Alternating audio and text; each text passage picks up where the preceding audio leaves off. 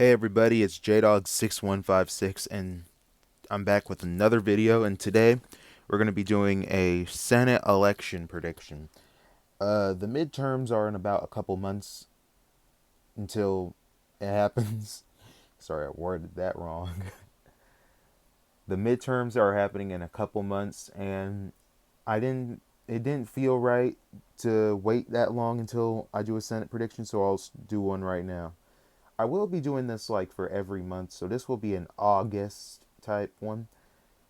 I will be partially going off the polls, even though I don't really trust the polls that very much. But anyway, let's get the solid races out the way. Idaho, South Dakota, North Dakota, Utah. Even if Evan McMullin runs an independent campaign, and even if he has the endorsement of the Democrats, I don't think that he's going to win that very solely. Kansas, both of Oklahoma's Senate races, Arkansas, Louisiana, Kentucky, Indiana, Alabama, and Alaska. Okay, now that we got those covered, let's get to the safe Democratic races. California, Oregon, Illinois,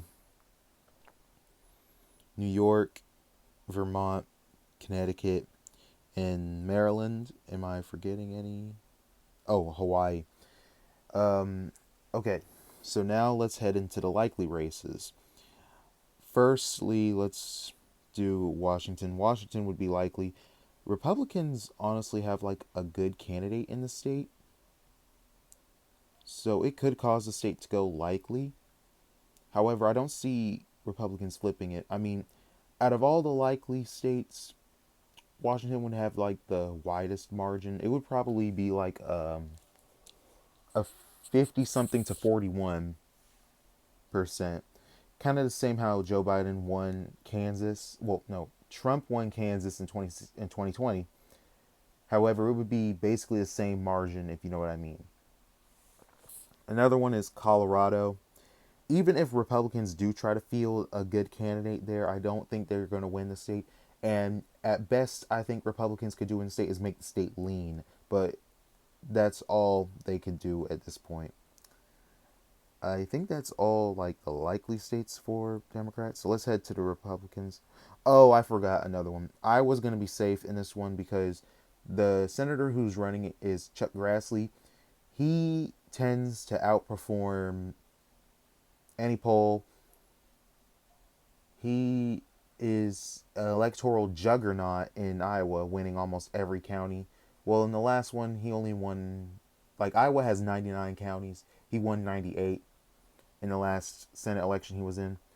Yeah, but Chuck Grassley, with him winning every time, granted, it was during a Republican wave year. I mean, the guy is basically unstoppable in the state, so I'm going to put that as safe. So, anyway, heading to the likely races, Missouri would be likely because the candidate that Republicans ran, I think his name is like Eric Gretchens. I didn't really pay attention to the Missouri primary, but like Missouri will be slightly closer, but it wouldn't be like very close. At best, I see Democrats at least breaking the state lean, but not like outright flipping the state. Ohio's also going to be nah. I'm gonna put Ohio as like lean because the candidate that Republicans ran in Ohio, J.D. Vance, he's come under controversy. And even though the polls now have Tim Ryan at a commanding lead, I wouldn't put too much faith into the polls because the polls said that Joe Biden was going to win in states like Ohio, Florida, and even Texas, and all those states went red. So I don't put my full trust in the polls, so I think Ohio would be lean. Next, we move on. Let's head back west.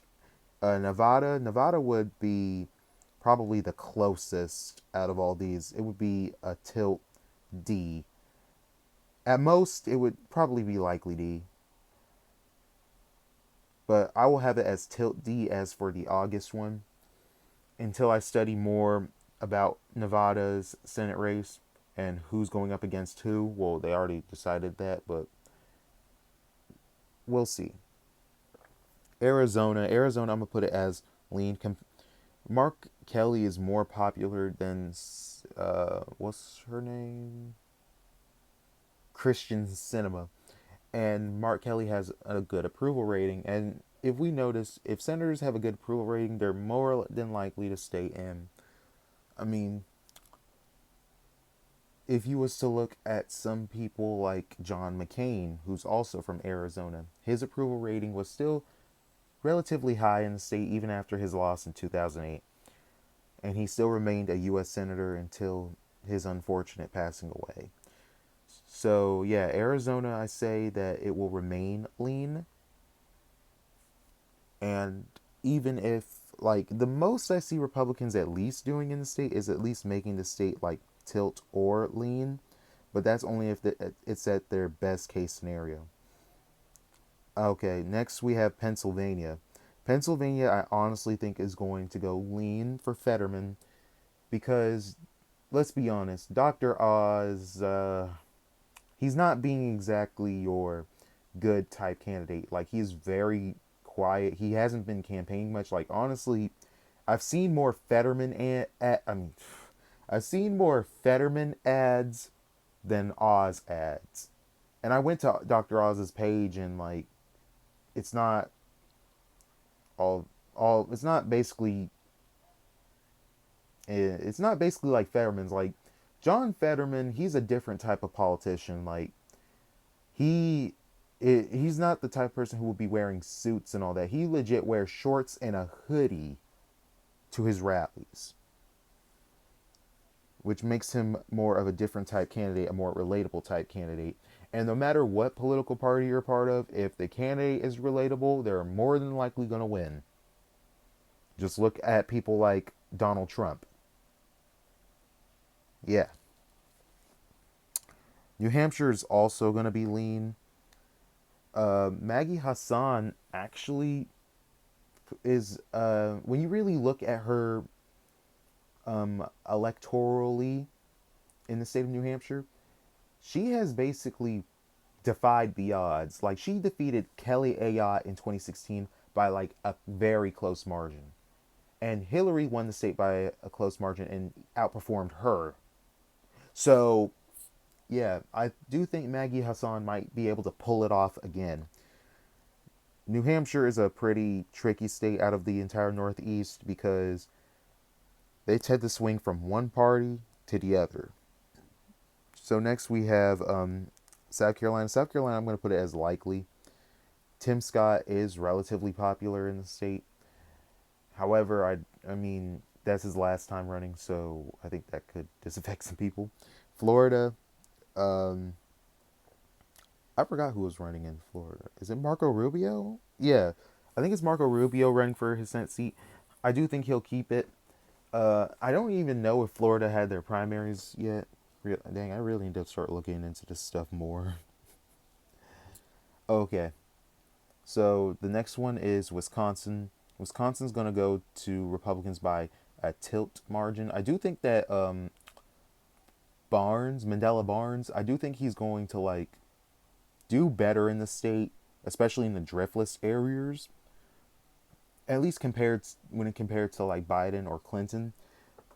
But I don't think he could win. Like, if let's say that things keep trending the way they are, then by at least September I will have Wisconsin as like tilt D, because the best I see Democrats doing is at least making it tilt. But Wisconsin would probably be the most competitive alongside Georgia. Speaking of Georgia, I will have it as tilt D. And finally, North Carolina, Republicans are going to win that state by a lean margin. So there we have it. We have, now remember, this is only an August prediction. September might be different depending on how polling and how different ways go, but mostly based off of polling and taking into some consideration the national environment. Democrats, like, make one gain, and that's in Pennsylvania. And Republicans are now at 49, which is weird because a couple months ago, Republicans would have been able to dominate in states like Arizona, Nevada, Georgia, but which would have got them up to 52. But now we have all of these set. Now, is this an absolute prediction? No, don't take my word for this. Like, the things could change. I'm gonna just say that right now. But this was my Senate prediction. I will update it every month, so just expect another one at least on the first week of September. But anyway, this is JDog6156 signing out.